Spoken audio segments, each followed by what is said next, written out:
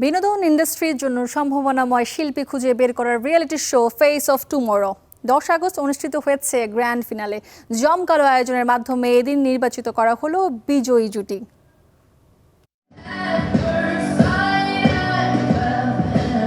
হলিউডের বেহাল দশার পাশাপাশি রয়েছে অভিনয় শিল্পী সংকট। এই অভাব কাটিয়ে তরুণদের সুযোগ করে দিতে আয়োজন করা হয়েছিল reality show face of tomorrow. আলোচনার নান্দনিক গ্র্যান্ড ফিনালে, সাথে নতুন কিছু স্বপ্নবাস চোখের ব্যাকুল অপেক্ষা। সব উৎকণ্ঠার অবসান ঘটিয়ে কয়েক মাসের কর্মযজ্ঞ ও পরিশ্রমের অবসান ঘটল 10 আগস্ট রাতে।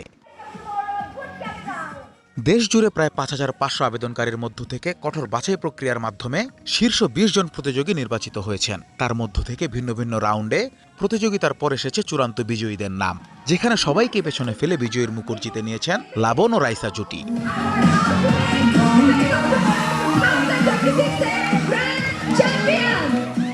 চূড়ান্ত বিজয়ী বাছাই জুরি বোর্ডে ছিলেন পরিচালক অনিমেষ আইচ, অভিনেত্রী নাজনীন হাসান চুমকি ও রিচি সোলাইমান। প্রতিযোগীদের অভিনয় প্রশিক্ষক হিসেবে ছিলেন আজাদ আবুল কালাম। বিজয়ী ছাড়াও শীর্ষ 20 জন প্রতিযোগীকে নিয়ে দেশের বিভিন্ন মনোরম লোকেশনে শর্ট ফিল্ম নির্মাণ করেছেন 10 জন নির্মাতা, যেগুলো বিশ্ব পর্যটন দিবসকে সামনে রেখে দর্শকদের সামনে তুলে ধরা হবে।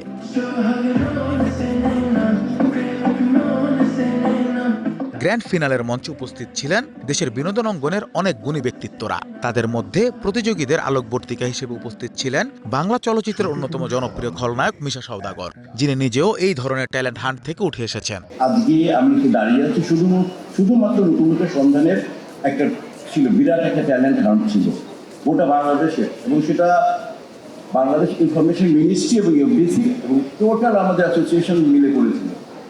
আপনারা যারা ফিল্ম ভালোবাসে, যারা ফিল্ম সম্পর্কে বিন্দুমাত্র ধারণা আছে, এই যে মান্না, বলা যায় যে প্রয়াত কিংবদন্তি মান্না, মিশা সওদাগর, অমিত হাসান, দিতি আপু, সোহেল ভাই, এরা আমরা সবাই নতুন থেকে এসেছি।